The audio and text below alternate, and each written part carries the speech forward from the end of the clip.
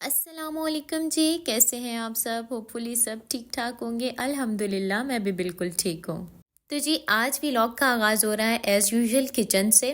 और किचन में तैयार हो रहा है इस टाइम ब्रेकफास्ट, और ब्रेकफास्ट में आज बन रहे हैं चीज़ पराठे। चीज़ पराठा के साथ आपकी बहन का भी ये पहला तजुर्बा है। लेट्स सी अब इसका रिजल्ट कैसा निकलेगा।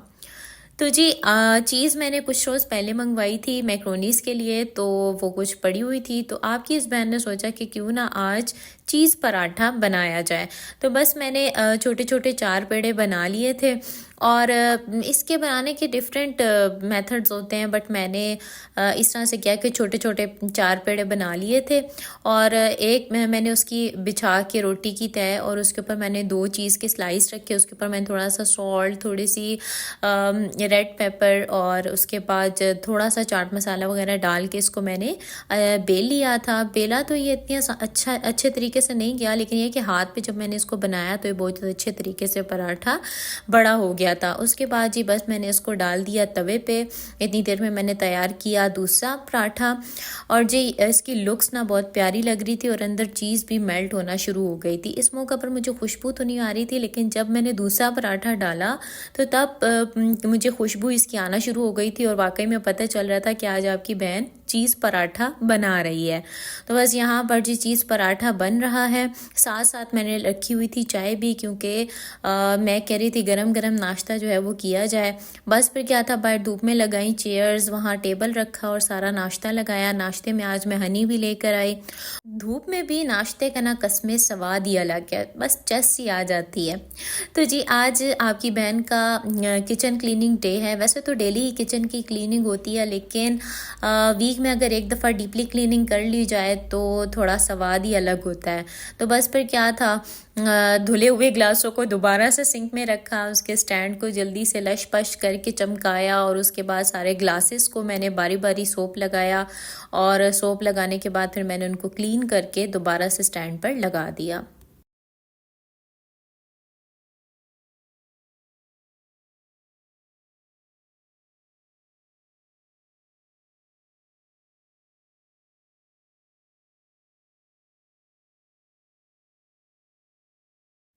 अब बारी थी जी कप्स धुलने की। एक एक करके सारे कप्स को स्टैंड से उतारा, उनको सोप लगाया, और उनको वापस धो धा के ऊपर स्टैंड में रख दिया। अब यहाँ पर मैं जी क्लीन कर रही हूँ अपनी शेल्फ्स वगैरह। अब इतना बंदा ज़्यादा रिकॉर्ड तो कर नहीं सकता, बट ये है कि जितना मुझसे रिकॉर्ड हो पाया वो मैंने रिकॉर्ड किया।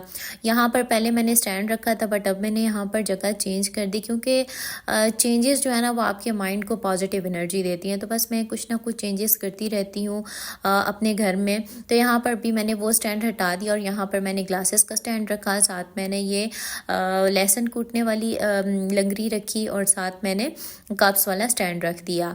अच्छा, मेरी कोशिश होती है कि मैं चम्मच और ये कांटे वगैरह जितने धोने के बाद ना, मेरा दिल होता है कि मैं इनको वापस इधर स्टैंड में लगा दूँ, क्योंकि इससे फिर ये होता है। और ये मैं सेक्शंस में रखती हूँ, बड़ी स्पून्स अलग, छोटी स्पून्स अलग, फोक्स अलग। तो ये होता है कि फिर आपको जो चीज़ नीड होती है वो आप फिर आसानी से निकाल लेते हो। साथ ही साथ आज कुछ जार्स भी खाली हो रखे थे, और मैंने आज जार्स की रीफिलिंग करनी थी। तो मेरी कोशिश थी कि जो जो जार्स खाली हो चुके हैं उनको मैं एक दफ़ा वॉश कर लूँ। और ऑयल की बॉटल्स भी कुछ खाली हो रखी थी, उनको भी मैंने रीफ़िल करना था। बट ऑयल की बॉटल्स जो है ना, नॉर्मली क्लीन करना मुझे थोड़ा डिफ़िकल्ट लगता है। बट ये जो आप रेड कलर का शैम्पू देख रहे हैं ना, जिससे मैं क्लीन कर रही हूँ, ये बेसिकली मेरी सास अम्मी ने मुझे दिया था, और इससे ना हर चीज़ की चिकनाहट बहुत अच्छे तरीके से निकल जाती है। तो मुझे भी अपनी ऑयल बॉटल्स को क्लीन करने में किसी तरह की दिक्कत पेश नहीं आई, और मैंने आसानी के साथ अपनी ऑयल बॉटल्स को क्लीन कर लिया। अच्छा, हमारा घर चूँकि ओपन है तो बहुत डस्ट भी आती है। हालांकि किचन हमारा ओपन नहीं है, बट फिर भी ना डस्टी डस्टी थोड़ा हो ही जाता है। तो रोज़ इंसान के लिए इतना पॉसिबल नहीं होता कि वो डेली इतना टाइम निकाले, क्योंकि और काम भी बहुत सारे होते हैं। तो वीक में मेरा दिल होता है कि एक दफ़ा ना मैं डीपली इन चीज़ों की ना डस्टिंग कर लूँ, ताकि ये क्लीन हो जाए। वैसे तो ये है कि यूज़ होते रहते हैं तो वो उस तरह से धुलते भी रहते हैं साथ साथ, लेकिन ये है कि एक बार जब इसकी डीप क्लीनिंग हो जाए तो वो ज़्यादा नीटनेस आ जाती है। बस जी यहाँ पर मैंने कुछ मखाने भी रखे हुए थे, और वो चूँकि हम रात को ले लेते हैं दूध में, क्योंकि ये ना काफ़ी हेल्दी होते हैं। तो बस जी यहाँ पर मैं सारी डस्टिंग जो है वो करी हूँ। अच्छा, ये जो आप देख रहे हैं ना डिवाइडर, ये ना दराज से ऑर्डर किया था। अच्छा, ऐसा था ना कि मेरे किचन में इतनी स्पेस नहीं है, और जब मैंने अपने किचन में स्टार्टिंग में तो ज़ाहिर है इतनी मुझे चीज़ें ज़रूरत नहीं पड़ी, लेकिन जैसे जैसे मैंने कुकिंग करना स्टार्ट की और किचन के कामों में हाथ डाला, तो देन आई रियलाइज़ कि मेरा जो किचन है वो छोटा है और मेरे पास इतनी स्पेस नहीं है। तो फिर जी मैं तलाश में थी एक डिवाइडर की जो कि किचन में ईजीली आ जाए और उसके अंदर मेरा ये माइक्रोवेव और जो जूसर्स वगैरह हैं वो आ जाए। खैर, गर्मियों में तो जूसर्स की इतनी ज़रूरत नहीं थी, ना ही टी केटल की, बट यह है कि अब सर्दियों में चूँकि गैस भी नहीं होती, तो उसके लिए टी केटल की भी ज़रूरत पड़ती है, और साथ ऑरेंज जूसर, साथ कॉफ़ी मेकर।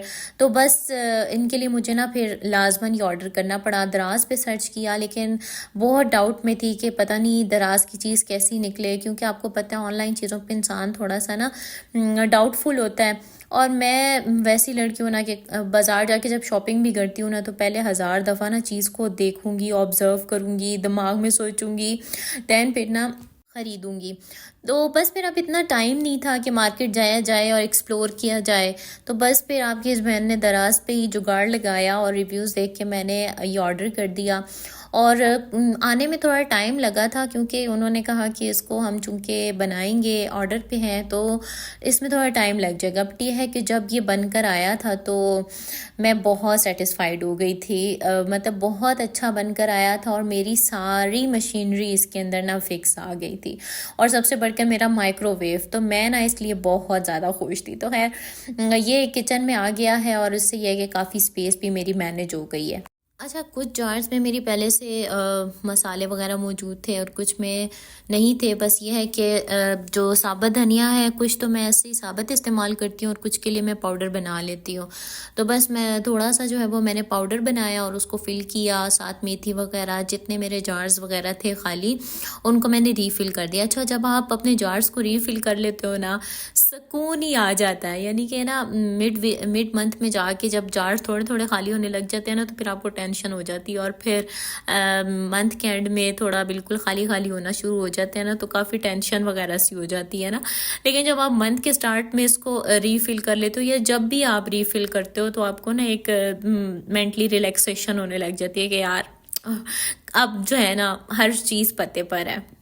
अच्छा, जब ये मैंने लिया ना जार, तो इसका कलर मुझे बड़ा पसंद आया था। इसमें ग्रे कलर भी था और एक ये गोल्डन कलर भी था, बट मुझे ना थोड़े ब्राइट कलर्स पसंद हैं, तो मैंने ना ये लिया था ब्राइट कलर में, गोल्डन कलर में लिया था, और इससे ना बहुत प्यारी प्यारी सी वाइब्स आती हैं इंसान को। अच्छा, कपड़ों के मामले में ये है कि मैं बहुत ज़्यादा डार्क कलर्स नहीं पहनती थी शादी से पहले, बट ये है कि शादी के बाद अब मैं डार्क कलर्स भी पहनती हूँ। अच्छा, एक बात ये भी है ना कि रंगों से इंसान ना डिप्रेशन को दूर कर सकता है। वैसे अपने ये चीज़ मैंने बहुत डीपली सोच के बाद रियलाइज़ की कि अल्लाह ताला ने ना रंग इसीलिए पैदा किए हैं कि इंसान इनको देखे, इनको पहने, और इससे ना इसको दिमागी सुकून हासिल हो। वैसे मेरा तो ये एक तजुर्बा है, आपकी पता नहीं क्या इसके बारे में राय हो। अच्छा, सबसे ज़्यादा मज़ा ना मुझे ये ऑयल की बॉटल्स को फ़िल करने में आता है, लिटरली। अच्छा, खैर जब शुरू में मेरे साथ ऐसे होता था कि ज़ाहिर है मुझे इतना काम करना तो नहीं आता था और एक्सपीरियंस भी नहीं था, तो मैं ना अक्सर ऑयल डालते वक्त ना ऑयल गिरा देती थी। बट साथ साथ आपको पता है वक्त बहुत बड़ा उस्ताद होता है, इंसान अपने तजुर्बात से ही सीखता है। तो बस फिर साथ साथ मैंने थोड़ा थोड़ा इसको सीखना शुरू किया, और अब मैंने ना अपनी बॉटल का एक पीस काट कर रखा हुआ है। वैसे मुझे पता है एक और भी होता है स्टेनर टाइप, उससे आप इजीली ऑयल डाल लेते हो बॉटल में, बट फिलहाल मेरे पास अभी वो नहीं है, तो मैंने बॉटल का ऊपर वाला जो हिस्सा होता है उसको काट के ना रखा हुआ है, और उससे मैं इजीली ना ऑयल डाल देती हूँ। और ऑयल को मैं डायरेक्ट बॉटल में नहीं डालती पैकेट के ज़रिए, बल्कि पहले मैं किसी ग्लास वगैरह में डाल लेती हूँ, और उसके बाद ईजीली है कि आप बॉटल का रख लें ऊपर सर, और आराम से जो है ना डाल लें। अच्छा, एक मज़े की बात बताऊं, जब तक मेरी शादी नहीं हुई थी ना, तो मेरे ज़हन में ना सुबह शाम एक ही ख़्याल मंडलाता रहता था। जैसा कि मैंने आपको बताया कि मेरी निकाह जो है वो मेरा कुछ टाइम पहले हुआ था, रुखसती बाद में हुई थी। तो जो निकाह के बाद वाला टाइम पीरियड था, ज़ाहिर है अब वो तो इंसान के माइंड में यही बात होती है ना कि अब ज़ाहिर है मेरी शादी हो जानी है। तो आपकी बहन ना हर वक़्त ये सोचती रहती थी, हाय अल्लाह शादी के बाद तो इंसान की अपनी कोई लाइफ ही नहीं होती यार, मतलब वो अपना पर्सनल टाइम कैसे इंजॉय करे। लाइक मैंने चूँकि ज़्यादातर टाइम हॉस्टल में गुजारा है, तो वो होता है ना हॉस्टल में इंसान को बस अपनी ज़ात तक ही काम और ये सब कुछ ना। तो आपकी बहन ना मतलब ये सोचा करती थी कि अब शादी के बाद क्या होगा कि भाई रेस्ट भी नहीं कर सकते अपनी मर्ज़ी से खा पी भी नहीं सकते। अच्छा आप अगर बीमार हो फिर भी काम करना है, तो ये सारी बातें ना बहुत ज़्यादा सोचा करती थी मैं। तो लेकिन शादी के बाद ना मेरे ख़्याल में इंसान की फितरत में अगर कोई बात हो तो उसे उसके लिए स्ट्रगल नहीं करनी पड़ती।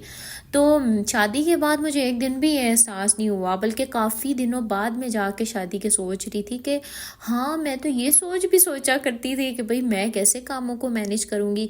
बट अल्हम्दुलिल्लाह अल्लाह की तरफ से बहुत मदद थी कि मैंने इस चीज़ को बिल्कुल भी ना सर पे सवार नहीं किया और इजीली मैंने ना घर के कामों को मैनेज कर दिया। बाकी ये है कि इंसान तजुर्बात के साथ ही सीखता है, वक्त के साथ साथ सीखता है, और वक्त सबसे बड़ा उस्ताद होता है, इंसान को सब कुछ सिखा देता है। हाँ, यह है कि थकावट ज़रूर हो जाती है, क्योंकि ज़ाहिर सी बात है आप एक फ़िज़िकल मुशक्क़त कर रहे हो, स्ट्रगल कर रहे हो, तो वो तो एक नेचुरल सी बात है।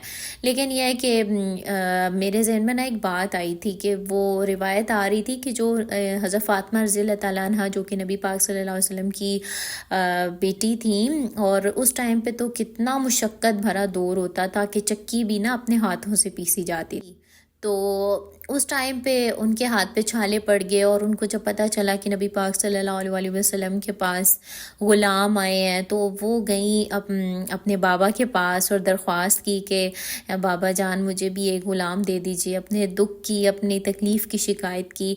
तो हमारे प्यारे आका के लिए क्या मुश्किल था, लेकिन उस टाइम पे मुझे रश्क आता है कि उन्होंने अपनी बेटी के लिए दुनियावी सहूलत का इंतखाब नहीं किया, बल्कि उखरवी सहूलत का इंतखाब किया, और कहने लगे कि मफ़हूम बता रही हूँ कि ए फ़ातिमा, क्या मैं तुम्हें इससे बेहतर चीज़ ना बता दूँ।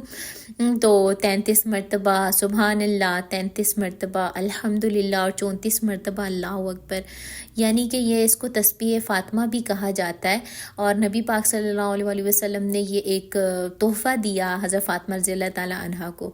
तो ये है कि मेरा भी थोड़ा होता है कि मैं इस तस्बीह का एहतमाम करूँ। अच्छा, फ़िज़िकल आपको थकावट तो ज़ाहिर सी बात है वो ख़त्म हो नहीं सकती, लेकिन इसका ये होता है ना कि जब आप ज़िक्र करना शुरू करते हो अपने काम के साथ, तो आपका जो कनेक्शन है वो अल्लाह के साथ डेवलप हो जाता है, और आप जो है ना अपनी थकावट का जो है ना एहसास नहीं करते। ये आप वैसे भी तजुर्बा करें, तो अगर आपको कोई बहुत सा पेन भी हो रहा है ना, लेकिन अचानक आपको कोई और ख़बर मिलती है, तो आप जो है ना भूल जाते हो अपने दर्द को। तो यही है कि आप जब ज़िक्र के साथ जुड़ते हो तो आपको अपनी थकावट का एहसास भी कम से कम होता है। खैर, अब जो है सारा किचन जो है वो क्लीन हो चुका है, और क्लीनिंग के बाद अब आपकी बहन को शदीद किस्म की हो रही थी थकावट, तो सोचा क्यों ना एक एनर्जी ड्रिंक बनाया जाए। बस फिर क्या था, जल्दी से नट्स निकाले, दूध डाला जूसर में, बनानास काट के डाले और जल्दी से चला दिया जूसर। अच्छा, आप लोगों ने वीडियो को लाजमी लाइक करना है और चैनल को सब्सक्राइब भी करना है, क्योंकि वीडियो बनाने में इंसान की बहुत मेहनत लगती है, और फिर आगे से आप लोगों की अप्रिसिएशन ना हो तो फिर ये तो फिर ज़्यादती वाली बात है ना। तो बस ये आपने वीडियो को लाजमी लाइक करना है और अपनी दुआओं में याद रखना है। आपको मैं भी अपनी दुआओं में याद रखूँगी। इंशाल्लाह अगली वीडियो में मिलते हैं, तब तक के लिए अल्लाह हाफिज़।